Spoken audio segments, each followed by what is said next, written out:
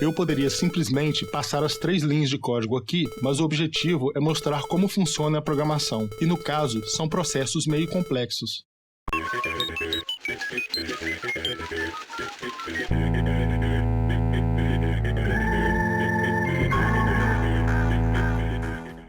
Olá pessoal, bem-vindos a mais um vídeo sobre programação avançada MSX Basic.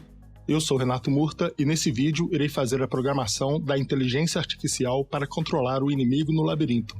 Criar uma inteligência artificial muitas vezes não é uma tarefa simples. A forma mais utilizada nos jogos é o sistema Pathfinder, que analisa o mapa e descobre qual é o caminho mais curto para sair de uma posição e chegar a outra. Porém, esse processo demanda muito processamento e no caso do MSX, isso significa tempo. Como estamos fazendo um jogo de ação, é necessário algo que seja mais rápido e direto. Ainda assim, o algoritmo pode parecer complexo. Durante o desenvolvimento desse algoritmo, acabei criando 4 versões para codificação e fiz um teste de performance. As 3 primeiras versões foram tradicional baseada em if then else e a outra somente em on-go-to, e a terceira mesclando as 2 técnicas. No teste de performance, submeti os 3 códigos rodando por 2000 vezes e fazendo a contagem de time durante o processo. Usando if then else, demorou 2068 pontos de time. Usando on-go-to, demorou 1975, e a técnica mista demorou 1995. É por isso que eu prefiro usar on-go-to quando posso. Porém, ao testar com XBasic, if then else demorou 31, on-go-to demorou 30, mas a técnica mista demorou 29, provando que para o XBasic é necessário fazer esses testes. Mas eu disse que fiz 4 versões, não é? Acontece que depois de ficar um tempo trabalhando com o código, me veio à mente um algoritmo bem mais otimizado que reduziu o total de 15 linhas para apenas 3 linhas de comando. No teste de performance dessa nova versão, demorou 818 pontos de time e apenas 19 rodando no XBasic. É claro que é essa versão que vou passar aqui no vídeo. Vamos começar pelo mais fácil. Estou usando o MSX Turbo R no WebMSX. Carregar o programa load lab3.bas. Veja que o labirinto possui vários pontos de passagens, curvas de 90 graus e encruzilhadas. O programa de inteligência artificial, IA, deverá identificar esses pontos para saber qual é o caminho a tomar. Podemos marcar no mapa quais são os pontos de mudança de direção. Mesmo sendo apenas 1/4 do labirinto, pode ser confuso fazer essa alteração. Ela precisa ser exata ou irá ocorrer problemas no código. Para facilitar a visualização, vou criar temporariamente uma modificação dos caracteres dos números 0 e 1 na linha 16. Não é necessário, mas recomendo fazer o mesmo. 16 for t igual 384 to 391. 2 pontos vpoc t, 0, 2 pontos vpoc t mais 8,255, 2 pontos next t, 2 pontos vpoc base 6 entre parênteses mais 6, é comercial h 1a. Vou rodar agora mesmo com o comando direto. Agora ficou bem mais visível, não é? Vamos marcar as quinas de 90 graus e as encruzilhadas com o número 2.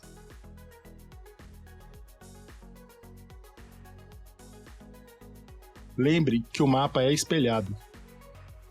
Já devem imaginar que isso vai gerar problemas no mapa. Vamos ver. Na verdade, o mapa para a inteligência artificial não pode ser o mesmo mapa do jogo.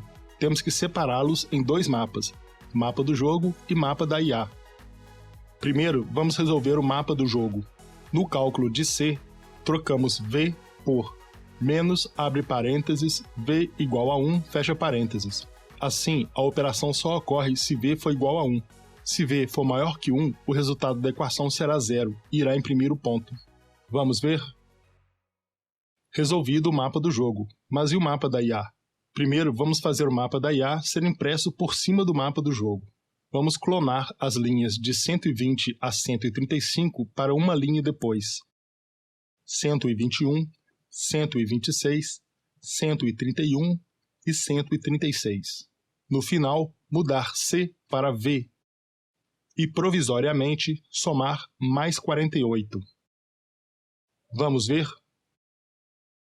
O mapa da IA está sendo impresso sobrepondo o mapa do jogo. Agora podemos conferir se algum lugar ficou sem marcação. Parece certo, não é? Mas não são esses os caracteres do labirinto da IA. Somei 48 ao valor de V apenas para facilitar a nossa compreensão visual e apresentar os caracteres dos números de 0 a 2, que tem o número ASCII de 48 a 50. Porém, precisamos que o mapa seja formado pelos caracteres de número ASCII de 0 a 2. Vou comentar a linha 16. Vamos deletar o mais 48 no final de todos os valores V. E ver os caracteres reais. O labirinto ficou cheio de cabeças, né? Pois os desenhos do inimigo são os caracteres 1, 2, 3 e 4. Para nós ficou difícil de entender, mas o MSX sabe o valor ASCII de cada uma delas. Agora, vamos imprimir o mapa da IA em um local diferente da VRAM. A instrução BASE é um índice de endereços na VRAM, e BASE 5 corresponde à área da VRAM onde estão os dados da tela de texto. Na Screen 1, existem áreas da VRAM que não são utilizadas pelo BASIC. Vamos desenhar o mapa da IA em uma dessas áreas da VRAM, a partir do endereço 2048.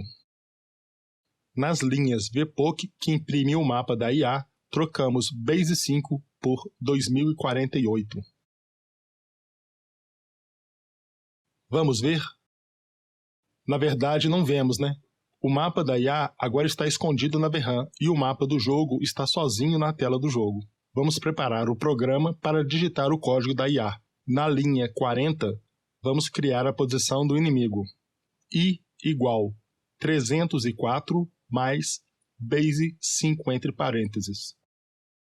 Na linha 170, vamos acrescentar DI igual 1, MC igual 7. DI será a direção do inimigo. MC é o caractere do mapa do jogo, que se encontra atrás do caractere do inimigo. Ele inicia como 7 porque é o valor do caractere do ponto. Vamos ver isso em breve. O inimigo se move apenas pelo caminho, nas 4 direções, lendo o mapa de memória na VRAM. Se encontrar no mapa o número 0, ele continua a se mover na direção que está. Se encontrar o número 1, então existe um problema no mapa da memória, pois o número 1 é uma parede e não faz parte do caminho. Algum ponto de virada não foi feito. Ao encontrar no mapa o número 2, ele pode mudar de direção, ou seguir na direção atual. Porém, se não houver passagem na direção atual, ele vai obrigatoriamente mudar de direção. As direções do inimigo serão identificadas pela variável DI, 0 para cima, 1 para a direita, 2 para baixo, 3 para a esquerda. A linha 265 fará toda a movimentação do personagem. Vamos começar calculando o movimento em M. 265, M igual, menos, abre parênteses, DI igual 1, fecha parênteses, mais, abre parênteses, DI igual 3, fecha parênteses, mais, abre parênteses, menos, abre parênteses de novo, DI igual 2, fecha parênteses, mais, abre parênteses, DI igual 0, fecha parênteses, 2 vezes, asterisco, 32. De acordo com o valor de DI, direção, M assume os valores mais 1, menos 1, mais 32 ou menos 32. Continuando, VPOC I, MC imprime na posição do inimigo o caractere do valor armazenado em MC, que corresponde ao caractere do mapa do jogo onde o inimigo está. I igual I mais M, atualiza a posição do inimigo. MC igual VPIC I, entre parênteses, armazena em MC o valor do caractere do mapa do jogo para onde o inimigo se moveu. VPOC I, 1 mais DI imprime o inimigo na posição nova. O caractere do inimigo é definido pela soma de 1 mais o valor de DI, assim será 1, 2, 3 ou 4. Agora que essa lógica foi explicada, reparem que, entre apagar o personagem da tela e recolocá-lo na nova posição, existem 2 operações. Enquanto elas estão sendo processadas, o inimigo não está na tela. Isso pode causar uma piscada durante o movimento. Quanto mais rápido for o processo de apagar o personagem e imprimir na nova posição, melhor. Por isso, vamos utilizar uma variável auxiliar, A, e alterar um pouco a ordem desse código. Antes de apagar o personagem, fazemos A igual vpic, abre parênteses, I mais M, fecha parênteses, para armazenar em A o valor ASCII do caractere do mapa do jogo para onde o inimigo irá se mover. Transferimos a impressão do inimigo para logo em seguida, também somando M na posição. Agora, o personagem andou no mapa, e nessa fração de momento haverão 2 inimigos impressos no mapa do jogo. Porém, imediatamente é impresso MC na posição anterior. Atualiza a posição na variável I e trocamos MC igual vpic I por MC igual A, para que MC tenha agora o valor ASCII do caractere no mapa do jogo onde o personagem foi impresso. O personagem já está se movendo. Agora vamos fazer a leitura no mapa da IA. Vou reutilizar a variável A para verificar o caractere no mapa da IA, pegando a coordenada I do inimigo e subtraindo 4096. A igual vpic, abre parênteses, I menos 4096, fecha parênteses. Mas de onde veio esse número? Veja que interessante, Base 5 funciona como o index de endereços na VRAM. Ele corresponde ao endereço inicial da tela de texto, certo? Então, esse endereço é 6144. Como desenhamos o mapa da IA a partir do endereço 2048, a diferença entre essas duas áreas da memória é de 4096. Logo, I menos 4096 corresponde ao local exato onde o inimigo se encontra no mapa da IA. Continuando, se A for menor que 2, então sai do sistema IA pela linha 268. Se encontrou um ponto de virada, vamos assumir então que é uma encruzilhada. Nesse caso, o personagem pode seguir na mesma direção que está ou mudar de direção. Vamos sortear um número de 0 a 1.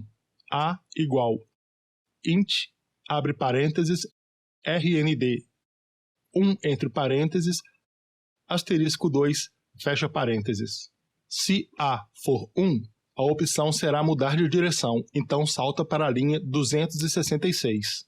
On A goto 266. Se A for 0, ignora o onGoTo e verifica se o personagem pode seguir na mesma direção que está. A igual vpic, abre parênteses, I mais M, fecha parênteses. A variável A recebe o valor do caractere do mapa do jogo que está um passo a mais na direção que o personagem está se movendo.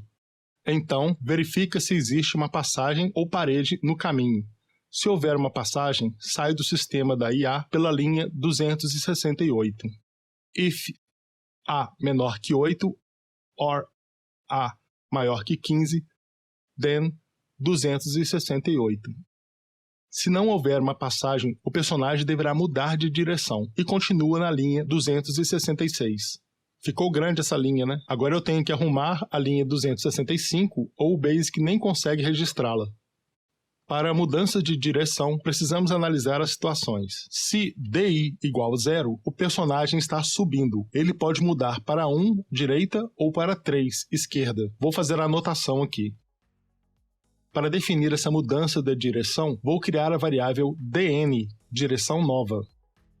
Como dn pode ser 1 ou 3, podemos definir dn aleatoriamente com dn igual int, abre parênteses, rnd, 1 entre parênteses, vezes 2, fecha parênteses, que sorteia 0 ou 1. Se pegarmos isso e multiplicar por 2, faz o sorteio ser 0 ou 2. E somando mais 1, finalmente faz o sorteio ser 1 ou 3. Também podemos somar o valor de DI, que no caso é 0, e não irá alterar em nada no valor. dn igual DI mais int rnd 1 vezes 2 mais 1. No caso de DI for 1, o valor de DN vai acabar sendo 2 ou 4, mas teria que ser 2 ou 0. Vou continuar para os outros valores.